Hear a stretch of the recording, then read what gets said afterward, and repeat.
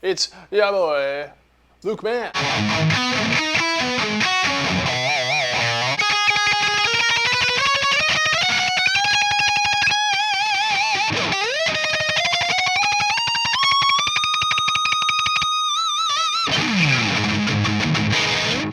Alright, so we're going to talk about alternate picking today. By the way, my name's Luke Man. And as a matter of fact, I have a free course on alternate picking. It's called Alternate Picking Mastery. And there's a link for that in the description below. So if you would like to learn from me about the technique that I just played, it's in there. It's about an hour long. And it'll change your life. Most people say game changer in the first 6 minutes alone. 6 minutes alone!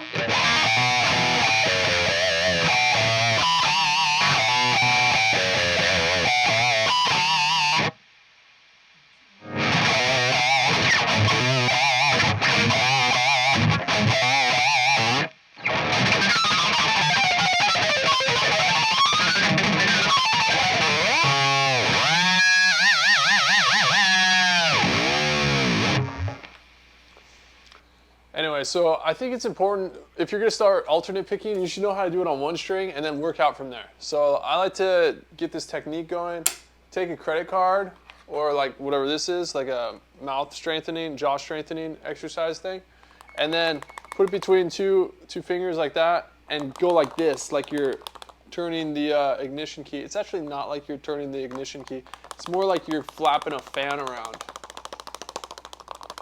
Okay, and then take that and take your pick and then like start dispersing your pick around things, not inanimate objects around the house, and then eventually the string.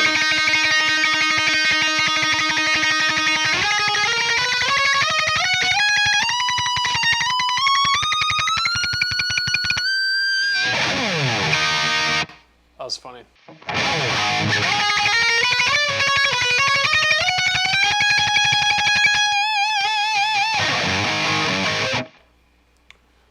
Okay, so that's what EVH would do. Actually, he would switch his grip. He'd go from the pointer finger to the middle finger, and then he would have that. But it's kind of like underneath the string, almost like Marty Fried style.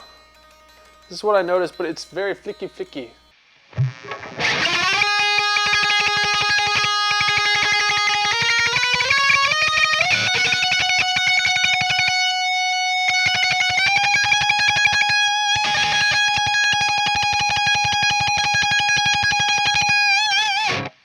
Yeah, and so the more like flicky you can be with it, the better. But that's the whole idea, is you're gonna get it down on one string, and there's good solos that you can try if you wanna get it down on one string. Like for instance, it's that one Highway Star, I think it is, because it's like.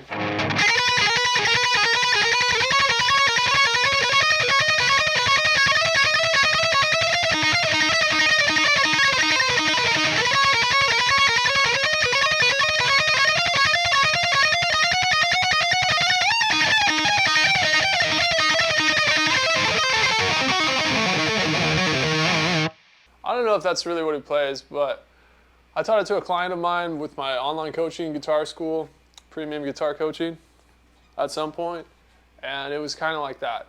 It's like two notes are separate, and then there's one note you play twice. So it's like, it's like a really easy way to play 16th notes. I think it's cooler to switch notes every single time. But that takes time, you know? And so the reason I wanted to do this lesson is because it's like I'm always doing these lessons, I'm talking about picking really fast, you know, and trying to pick a bunch of different scales, a bunch of different notes, and be really even about it and virtuous, if I do say so myself. But it's hard to do, you know? You gotta start somewhere. So I think it's helpful if you just start with switching one string. You know, going from B to E. And that would be a good way to do it, you know. So that's 6 notes, that. Then again, I think 6 notes is kind of tough. So you could do 16th notes and just do 4 notes. You're going to play one extra note. That way you line up with the click, and that way you know that you actually played a group of 16th notes. Otherwise, if you don't make that step, what people do is they either drag on or they don't quite make it to that mark, and then all the 16th notes suffer. They're not actually 16th notes.